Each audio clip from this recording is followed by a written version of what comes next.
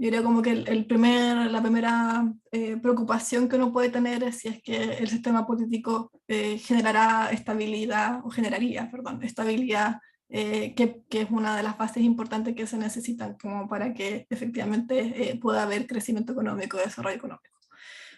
Siguiendo eso, hay un eje importante en pueblos indígenas, en paridad, en descentralización, en derechos sociales y algo, esta novedad, digamos, de derechos de la naturaleza que eventualmente puede ser importante. Yo no soy abogado y no sé bien cómo interpretarlo, digamos, pero es importante como saber que la propuesta de constitución existe esta nueva como generación de derechos que entra en derecho a la naturaleza. Aquí copié artículos que son de la versión que salió de la Comisión de Armonización, que entiendo todavía no está votada, pero es el último disponible el 15 de este mes, digamos. Entonces, yo diría que diría como que primero está como esta definición que tenemos entidades territoriales autónomas y territorios especiales. Entonces existen como toda esta cadena, digamos, de jurisdicciones. Hay una preocupación como por la equidad horizontal, es decir, que haya alguna coordinación. Y hay algo que me llamó la atención, digamos, que existe esta prioridad de lo local sobre lo regional y de lo regional sobre lo nacional. O sea, hay un fuerte enfoque en descentralización. Eh, la figura que yo entiendo que se tendríamos regiones autónomas con gobernadores, asamblea regional, consejo regional, tendríamos provincias, tendríamos comunas autónomas con alcalde, consejo municipal y asamblea social comunal, tendríamos autonomía territorial indígena y tendríamos territorios especiales, que son Isla de Pascua y Juan Fernández básicamente. Y tenemos como toda esta cadena, digamos, que puede dificultar, a mi juicio, la coordinación. O sea, una cosa que uno tiene que, si bien está como establecido en la propuesta de constitución que tiene que haber coordinación, es siempre importante pensar que, por ejemplo, si uno tiene un objetivo de redistribución, tener demasiada autonomía en las distintas jurisdicciones puede generar comunas o regiones, territorios más ricos que otros, y por lo tanto hay como externalidades que uno debiese considerar en la medida que está abriendo el nivel de jurisdicciones, y al mismo tiempo hay temas de coordinación que pueden ser muy importantes. Después está el tema indígena, que está, todos sabemos, como muy fuerte en la Constitución. Hay autonomía territorial. Esta autonomía territorial va a ser establecida por ley. ¿Cuáles son las competencias de estas autonomías territoriales? Eh, el Estado va a garantizar el derecho de los pueblos y naciones indígenas a los territorios y recursos, y esta propiedad que tengan los territorios indígenas tiene una especial protección, y esto también se añade en algo que voy a mencionar al final, digamos, pero se añade o se condice también con los derechos de agua, que también tendrían protección especial en el caso de los indígenas. En los transitorios, estos son los aprobados, dice que dentro de 2 años siguientes a la entrada en vigencia, se enviaría al Poder Legislativo un proyecto de ley que regule la creación de todo esto. Y dentro de un plazo de 1 año se generaría una comisión territorial indígena que hará los catastros, planes, etcétera. Y esta comisión está integrada por representantes de los pueblos indígenas y otros representantes nombrados por el presidente. Entonces aquí hay un espacio como bien abierto de cuáles serían efectivamente estos territorios indígenas, y esto puede tener un impacto importante en el crecimiento, en la certidumbre jurídica, etcétera. Esta polémica de que tienen que estar consultados previamente frente a algunos cambios versus otorgar consentimiento. En distintos artículos dicen distintas cosas, y esto es una discusión más abogados que mía, digamos, pero hay una preocupación respecto a cuán viable pueden hacerse cambios, en particular respecto a los temas indígenas. Las personas indígenas también tendrían escaños reservados y tendrían su sistema de justicia propio. Y al mismo tiempo tendrían miembros dentro del Consejo de Justicia, que es este consejo que estaría, entre otras cosas, como haciendo la evaluación de los jueces. Hay un tema de paridad como otro eje de la Constitución. Se establece que tiene que haber paridad de género, que se entiende como que al menos la mitad sean mujeres. Hay un tema muy fuerte de derechos sociales. Aquí el listado de derechos sociales. con estándares que son a veces como complicados de vislumbrar qué es lo que significan.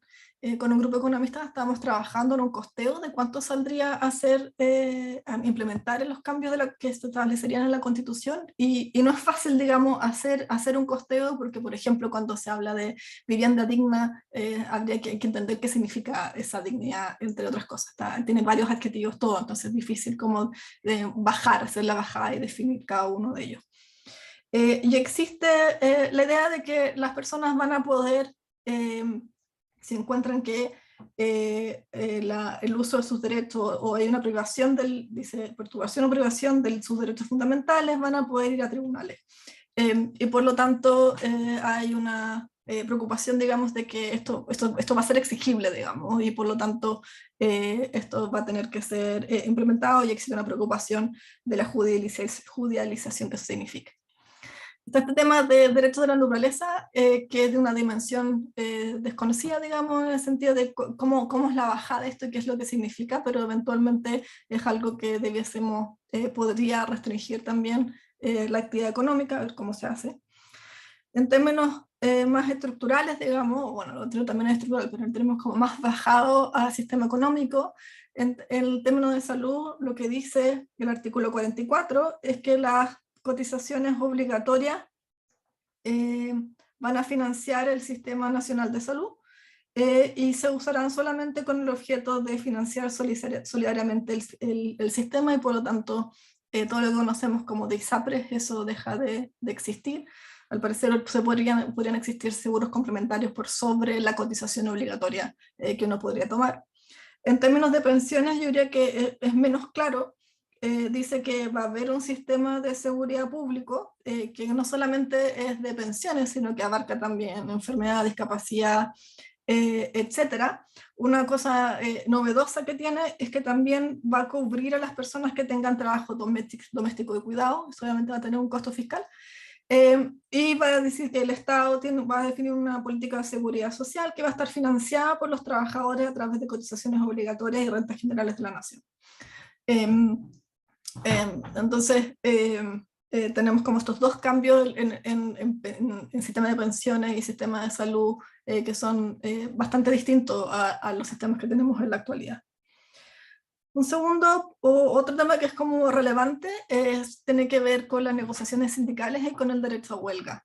El derecho a huelga dice que las organizaciones sindicales decidirán el ámbito de intereses que se defenderán a través de ellas, los cuales no podrán ser limitados por ley. Por lo tanto, uno entiende que las huelgas no podrían ser solamente relacionadas con el conflicto que pueda haber al interior de cada una de las empresas, sino que puede haber huelgas por otras razones que las propias organizaciones sindicales definan que son razonables.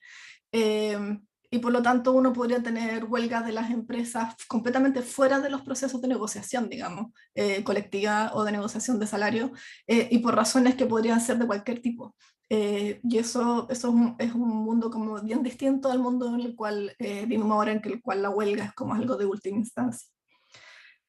Tenemos esta discusión de la propiedad. Aquí hay dos preocupaciones. Una, esta idea de que la expropiación solamente se paga en el justo precio, y aquí hay distintas interpretaciones de distintos juristas respecto a qué significa el justo precio. Ahora, la interpretación que lo que decía la Constitución del 80 es que es el valor de mercado. Esto ya no sería necesariamente así, aunque algunos juristas dicen que sí es el valor de mercado dado la jurisprudencia. Yo ahí me declaro ignorante. Ahora uno se pregunta si es que se quería mantener el mismo espíritu porque se cambió el nombre. Y por otro lado está esta idea del pago al contado previo, que estaba en la Constitución que tenemos ahora y que no está acá. Por lo tanto, aquí hay algún debilitamiento del derecho de propiedad. En términos de agua, aquí sí es que yo diría que es una de las preocupaciones más importantes. Dice que el derecho de agua el agua en cualquier estado es inapropiable, entonces no se puede comercializar. Y el Estado va a crear autorizaciones administrativas, y estas autorizaciones administrativas no generan derecho de propiedad. Estas autorizaciones serían entregadas por la Agencia Nacional de Agua, que definirá quién debiese tener derechos de agua y quién no debiese tener derechos de agua. Esto yo creo que es bien, la implementación de esto puede ser muy complicado. Un valor importante, digamos, de los terrenos agrícolas tiene que ver con las aguas que les sirven. Y aquí en el fondo uno puede tener esta Agencia Nacional de Agua definiendo en un modelo como centralizado cuál es el derecho de agua que tendrían distintas personas o distintas empresas. Y eso, más allá del tema como de propiedad, puede ser un tema logístico bastante difícil. Yo creo como que esta es una de las alertas rojas importantes en temas en los temas económicos de la Constitución. Otro tema relevante es que ahora en esta propuesta de Constitución tenemos que el Estado puede tener iniciativas económicas. Podemos tener las comunas con empresas, podemos tener las regiones con empresas también. Y eso no es necesariamente un problema. Lo que los entendidos dicen es que lo que faltaría es que la competencia de las empresas estatales que sean en igualdad de condiciones, que establece la Constitución, que sean en igualdad de condiciones respecto a las empresas privadas. Y eso es algo que no está en el texto. Y por otro lado, uno se puede preocupar de cuán eficientes pueden ser estas empresas estatales, cuáles son los déficits que pueden tener y qué consecuencias eso puede tener. Ahora, tenemos empresas estatales, digamos, y eso no es necesariamente algo negativo, digamos, pero existen las otras preocupaciones que están en la mesa. Otra preocupación importante a mi juicio tiene que ver con la responsabilidad fiscal. Si bien el artículo 183 dice que las finanzas públicas se van a conducir de acuerdo al principio de sostenibilidad y responsabilidad fiscal, lo cual es súper buena noticia, tenemos distintas cosas. Primero, tenemos que los gobiernos regionales y locales pueden emitir deuda, y eso es algo que puede ser complicado en función de la experiencia de los países vecinos. Una ley va a definir cómo es este proceso y va a establecer límites máximos. No está en la Constitución, en algún minuto, en la propuesta de Constitución, en algún minuto se pensó o se discutió poner algún límite a este endeudamiento y no quedó en la propuesta. Entonces, aquí hay un problema como potencial de debilitamiento fiscal.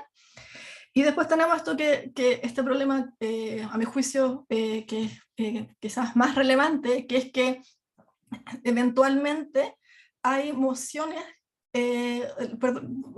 dicho en simple, el Poder Ejecutivo pierde la única iniciativa como para generar gasto. Entonces podemos tener que los parlamentarios generen iniciativas que involucren gasto, y después de eso el gobierno, el presidente de la República puede entregar el patrocinio o no, y este patrocinio tiene 15 días para entregarlo o no.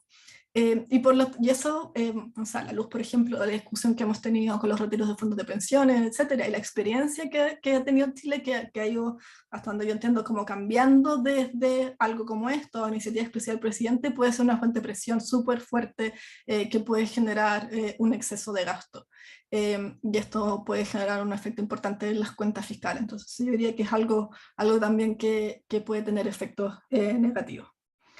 Y para terminar, yo diría que hay otras dos cosas que a mi juicio son complejas en términos económicos. Uno, que en mi lectura entiendo que se elimina de alguna forma la delación compensada, que es un instrumento muy importante para asegurar la competencia, digamos, y que no haya oligopolio, etc.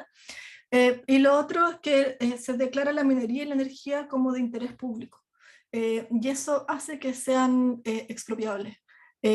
En la definición de cómo se hace la expropiación, una de las razones tiene que ver con que sean de intereses públicos. Entonces, como que los derechos de propiedad en términos de minería y energía quedan debilitados, y eso obviamente puede tener un efecto en inversiones. Eso era, terminé, creo que justo a tiempo. Muchas gracias, Claudia.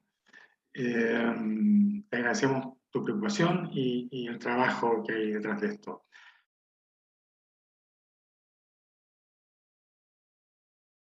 Primero que todo, muchas gracias por la invitación, y es un honor poder estar en esta primera sesión, entiendo, de un set, de un conjunto de seminarios, y que tiene en particular recordar a Guillermo.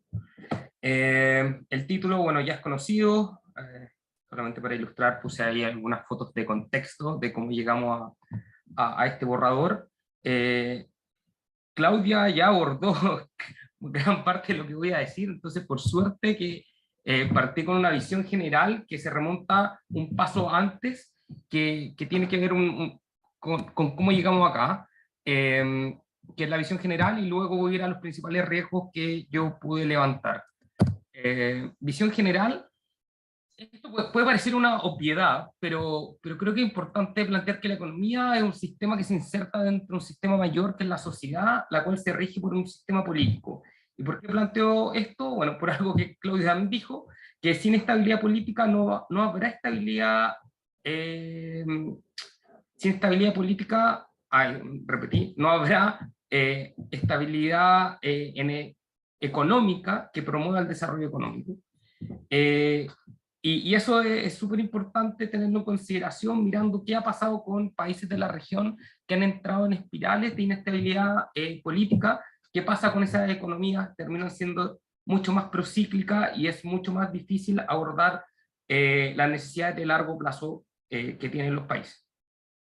Luego, un punto que a mí me parece central cuando uno lee el borrador de la nueva Constitución y trata de ver qué es lo que promueve, yo planteo que tiene un pecado original, y el pecado original es que hay un diagnóstico que es desequilibrado y sesgado, y que de ahí parte todo este proceso.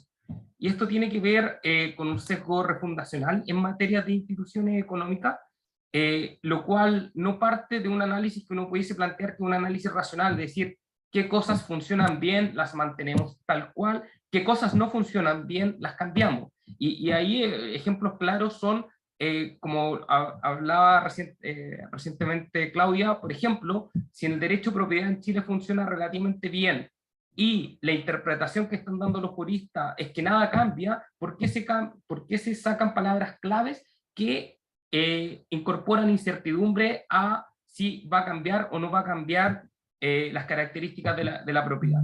Hay un sesgo también antieconomía social de mercado que se ve reflejado en atribuciones productivas del Estado, pero que van más allá de simplemente dar, por ejemplo, plantear la posibilidad de que se creen empresas públicas, sino que tiene que ver cómo está abordado en el texto los aspectos claves para el desarrollo económico basado en una economía social de mercado. De eso hay bien poco.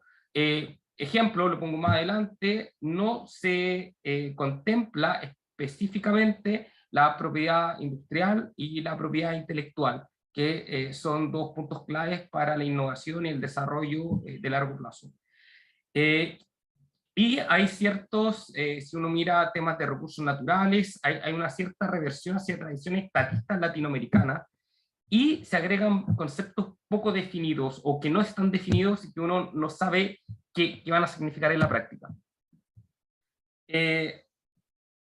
Otro punto que a mí me parece importante es que el estallido, si uno lo piensa abstractamente o en términos económicos, uno puede plantear que es un shock transitorio. La nueva Constitución, al final del día, es un shock permanente, que puede ser positivo o negativo. No estoy diciendo a priori cómo va a ser, pero cambian las reglas del juego, reglas estructurales, por lo tanto, eso debería tener un efecto permanente. ¿Cuál es el problema que yo veo? Que dadas las condiciones, como surge todo este proceso, hay en un shock, que era un shock transitorio político, la salida institucional, que todos aplaudieron y me sumo a ese aplauso, fue cambios que van a generar efectos permanentes.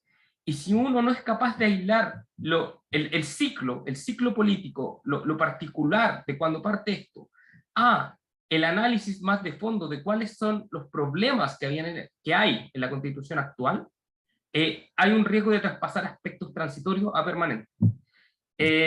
Y otro punto general que me preocupa son las expectativas sobredimensionadas sobre los efectos reales de corto plazo de la nueva Constitución.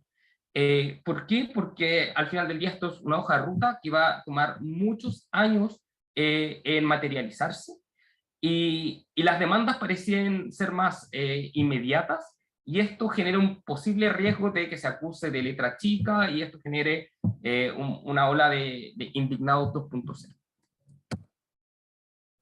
¿Por qué esto simplemente, y no voy a entrar en detalles, pero creo que siempre es bueno contextualizar desde qué punto hablamos, y creo que el diagnóstico, por eso digo que el pecado original está en el diagnóstico, que uno lo puede resumir en los famosos, que no son 30 pesos, son 30 años, y uno mira los datos y puede ver claramente el progreso económico que tuvo Chile en estos 30 años.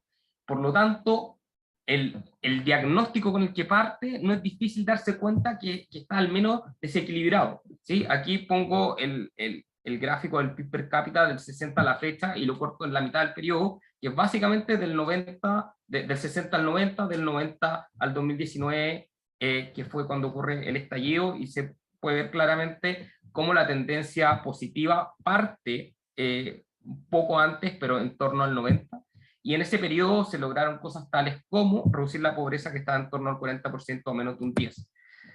Uno dice, ok, pero el PIB per cápita no se traspasa a las personas, es algo intangible. No, el PIB per cápita correlaciona muy bien con indicadores de desarrollo humano, es cómo uno puede ir desde acceso a la electricidad o servicios públicos. Aquí puse un gráfico donde la línea azul es Chile, la línea roja es el resto de Sudamérica, de Latinoamérica. Vemos que Chile ya hacia finales de los 2000 estaba cerca del 100% de cobertura eléctrica, y los otros países recién están convergiendo después de 30 años a ese nivel.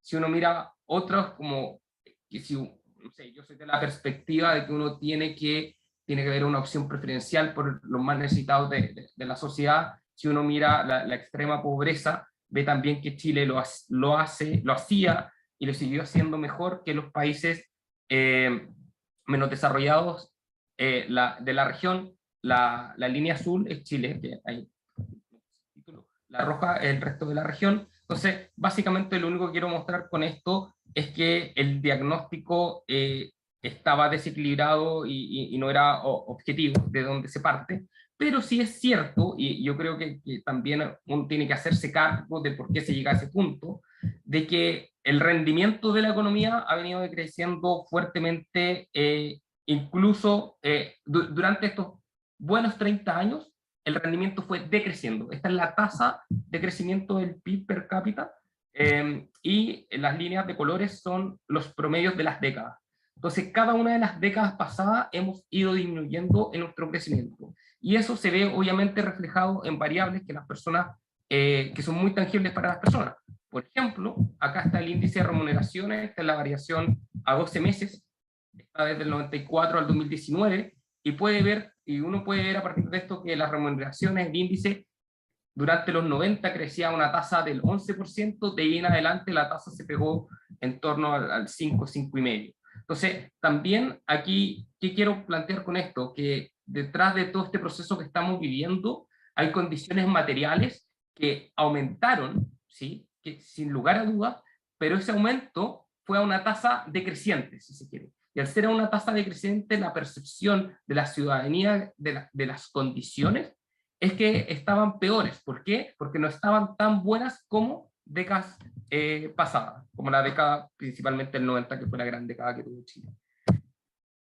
Dicho eso, que es la visión general, entro al detalle. Muchos de los puntos Claudia ya los mencionó, entonces algunos los voy a pasar más rápido. Lo dividí en áreas temáticas, parto con los fiscales. Derechos sociales garantizados con recurso de tutela, básicamente que se puede ir a demandar al Estado por derechos que no están siendo provistos por el Estado. Esto puede generar una judicialización y un costo fiscal importante para el Estado. Es cosa de ver costos que hoy día ya tiene el Estado por ciertos precedentes que hay. Por ejemplo, todo el tema de los trabajadores honorarios.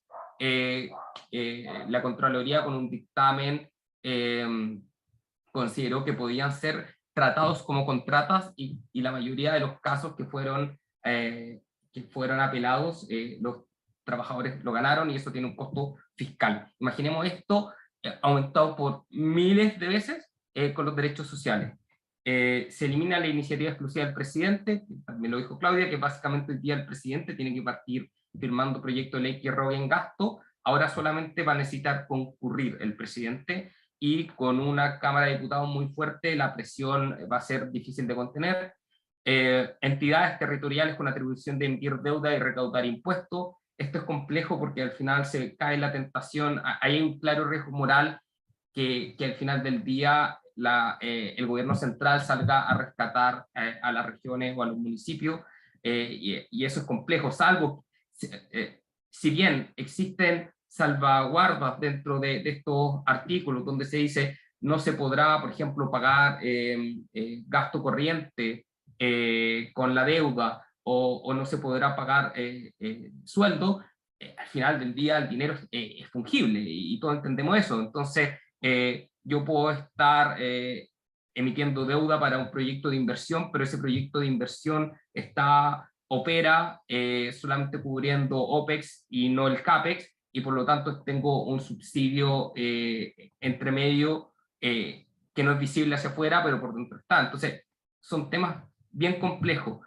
Se elimina también la iniciativa exclusiva del Ejecutivo en materia de seguridad social, y sin siquiera considerar la concurrencia presidencial. Esto a mí me parece muy, muy complejo. Si uno mira qué pasa con los países desarrollados que tienen sistemas, bueno, uno podría pensar más robustos de pensión en cuanto que tienen mejores niveles, pero también la principal carga fiscal que tienen los países más desarrollados por sus sistemas, que tienden a ser más de reparto que de capitalización individual. Lo que ocurre es que por aquí viene el principal bolso de gasto, y con esta norma, la Cámara podría estar generando estas presiones fiscales de largo plazo. Pensemos si es que se migrara a un reparto 100%, por ejemplo. Y, bueno, se permite la creación de empresas públicas regionales, municipales, para proveer bienes y servicios. También, ya lo mencioné, esto puede ser una forma encubierta de subsidio de las regiones y los municipios, y con el riesgo moral de tener al Ejecutivo, como al gobierno central, como garante. También está la presión por los nuevos organismos que se crean, y por la multiplicidad o duplicación de algunas funciones. Uno lo puede ver básicamente si es que por el lado fiscal tributario, si un día las regiones van a poder emitir deuda y van a poder cobrar impuestos, bueno, van a replicar mini servicio de impuesto interno, mini tesorería general de la República, y eso genera una presión obviamente fiscal. Y aquí hago la salvedad porque mucha gente he escuchado que dicen no, pero esto está resguardado por el principio de responsabilidad fiscal. Porque esto es responsabilidad, está centralizado. La macro y lo fiscal está centralizada.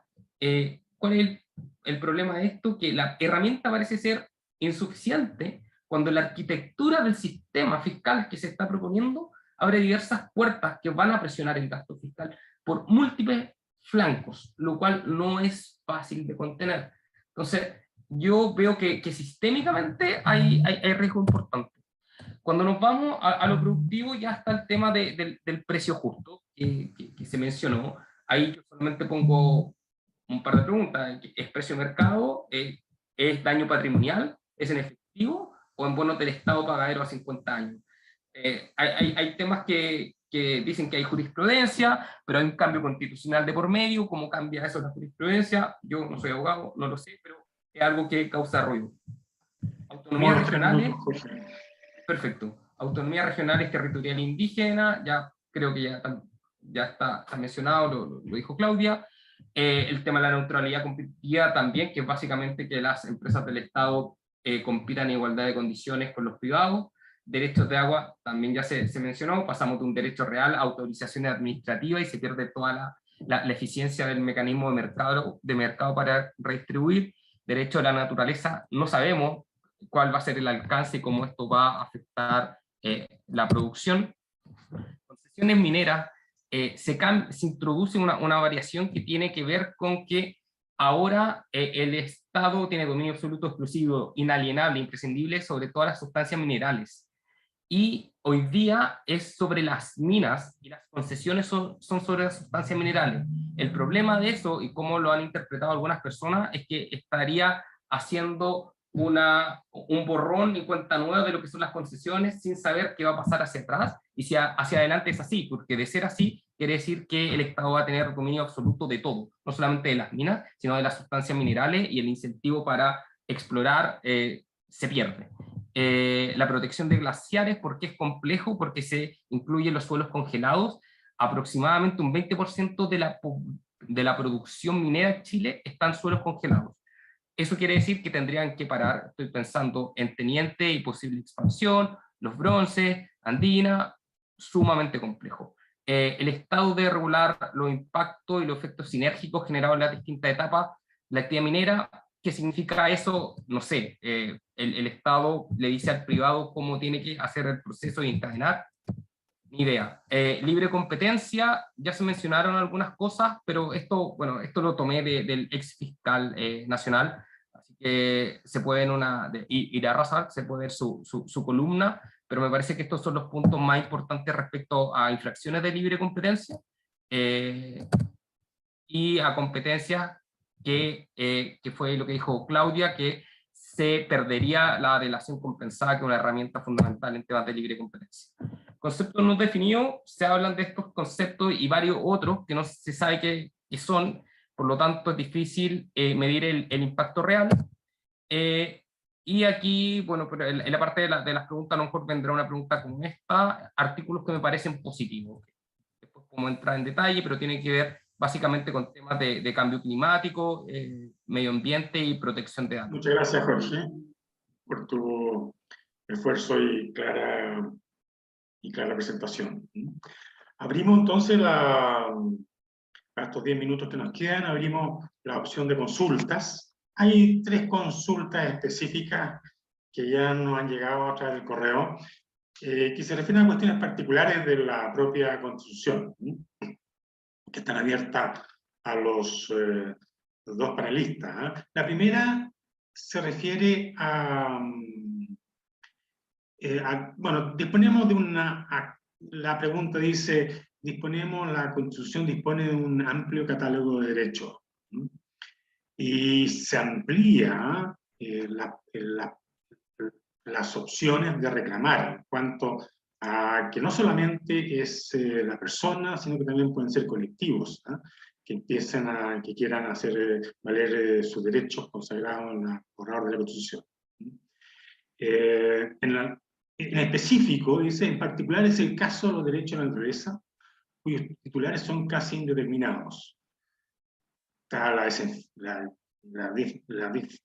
Defensoría de la Naturaleza, un organismo que se crea, la comunidad cercana y cualquier otro ciudadano que pueda. La pregunta es, ¿de qué manera eso puede, este sistema, esta estructura, esta forma de enfrentar el tema de los derechos de la naturaleza puede afectar el desarrollo del país? Claudia, ¿qué nos puedes comentar? Buena pregunta. Es muy difícil. Yo comparto con Jorge que una de las dificultades que tiene la propuesta es que hay muchos conceptos que no sabemos qué significan y cuáles son sus implicancias. Yo no sé qué significa el derecho a la naturaleza y puedo pecar de ignorante. En general, el problema de que uno pueda demandar al Estado por el no cumplimiento de derechos significa, además de un gasto fiscal, que como que la política, un poco la política social queda definida en los tribunales más que por las definiciones del gobierno. Y al mismo tiempo significa que el que puede, digamos, hacer todo el procedimiento, que eventualmente pueden no ser las personas con mayor nivel de vulnerabilidad, son los que pueden terminar recibiendo el derecho a en su máxima expresión. Pero en particular, y eso obviamente puede generar desigualdad, pero en particular a la pregunta de qué significan los derechos de la naturaleza, no lo sé. La preocupación es que la acepción de derecho a la naturaleza sea tan amplia y que hasta donde yo entiendo no hay como un orden de prelación entre los derechos de las personas versus el derecho a la naturaleza, que eso significa que si están en puestos de igualdad, eso elimina, digamos, muchas posibilidades de eso. Todo podría, en una interpretación extremista, todo podría violar el derecho a la naturaleza y eventualmente construir una casa podría ser algo que lo esté violando, si uno lo extrema. Pero yo creo que esa es una pregunta que probablemente los juristas puedan responder mejor que uno, porque la interpretación es algo muy amplio, hasta donde yo sé. Gracias, Claudia. Jorge, ¿quieres agregar algo? No mucho más, simplemente que cuando uno trata de llevar estas cosas a la práctica y uno ve cómo opera hoy día, cuando los proyectos entran a través de el sistema de evaluación de impacto ambiental, por ejemplo, se consideran ciertas medidas, por ejemplo, está mitigar, compensar daños, existe una estructura, si es que, y la actividad productiva per se va a generar siempre un daño ambiental, o sea, si yo produzco algo, a menos que sea con una fuente 0% de emisión, voy a estar generando una emisión y eso genera un daño. Si es que estoy en una zona obviamente no urbana y corto un par de árboles, voy a generar un daño. Obviamente esto se amplifica cuando uno va a actividades que son mucho más grandes, pensemos en la minería, por ejemplo. Entonces, el punto es cómo va a quedar o quién va a definir, cómo se va a definir son esos derechos y va a ser lo permisible y no permisible. Porque en el límite, que no creo que nadie esté pensando eso, es no poder hacer nada, ¿cierto? Tampoco se espera que si hay derechos se pueda hacer todo. Entonces, en el fondo, ¿cómo se va a definir ese amplio camino del medio de qué se puede y qué no se puede? Y mientras eso no esté, creo que genera mucha incertidumbre para inversiones de proyectos productivos y sobre todo relacionados a recursos naturales. Gracias, Jorge. Voy a tratar de poner, dado el tiempo que nos queda y nuestro compromiso de terminar a la hora, por las obligaciones que podemos tener nosotros después, cada uno de ustedes, voy a tratar de consolidar algunas preguntas. La primera es que acaba de llegar acá en el chat respecto a la opinión de los panelistas respecto al funcionamiento del Banco Central y la necesidad de su autonomía. Como ven, eso en la Constitución. Otra señala que el borrador de propuesta, que la propuesta de Constitución elimina el arbitraje con el Estado. Después incluso señala, entiendo que deberían desaparecer los paneles de expertos que dirimen situaciones entre el privado y el Estado en relación a contratos o concesiones, por ejemplo, en autopistas, o normas regulatorias, por ejemplo, el sector eléctrico. ¿Cuáles son los efectos para el desarrollo de nuestro país de esta norma, a la que se refiere, por supuesto, a la eliminación del arbitraje con el Estado? El Banco Central, yo creo que no quedó tan mal. Yo preferiría como la estructura original, digamos, la que tenemos ahora, pero no me parece que haya quedado tan debilitado. Y en orden de magnitud, creo que hay otras cosas más complejas, como las que mencionó Jorge y mencioné yo, digamos, como los derechos de agua, por ejemplo. La verdad que en el tema de arbitraje no me he metido, no sé efectivamente cuáles pueden ser las consecuencias. Voy a dar respuesta muy parecida. Con respecto al Banco Central, a mí me sigue preocupando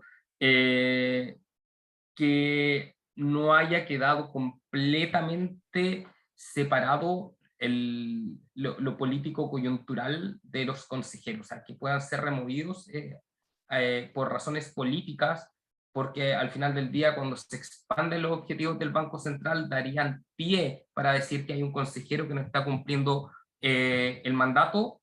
Eso me parece que es preocupante, pero como dijo Claudia, comparado con otros temas que de verdad tenemos, que los problemas podrían ser de magnitudes gigantes, quedó relativamente bien lo del Banco Central. Y respecto al arbitraje, no, en mi revisión del articulado, no encontré cuáles serían los artículos específicos, por lo tanto tampoco me metí a revisarlo. Bueno, ya estamos ya cerca de la hora. Queremos agradecer, por supuesto, la participación de cada uno de ustedes en esta discusión. Agradecer particularmente a Claudia y a Jorge su participación y el tiempo que han dedicado a este panel, y comentarles que este conversatorio va a ser subido a nuestra página web, a nuestro canal de YouTube, y se elaborará un documento que será distribuido, por supuesto, a toda nuestra base de datos respecto de este conversatorio con sus principales conclusiones. Sin duda que los panelistas nos han planteado puntos de incertidumbre importantes que le ponen un signo de interrogación preocupante a lo que puede ser el desarrollo de nuestro país. Quisiéramos invitarlos a nuestros próximos conversatorios. Vamos a tener un ciclo de 4 conversatorios relativos a descentralización y plurinacionalidad, otro sobre derechos sociales y por último, uno sobre el sistema político. Así que a cada uno de ustedes muchas gracias y esperamos entonces encontrarnos en nuestro próximo conversatorio.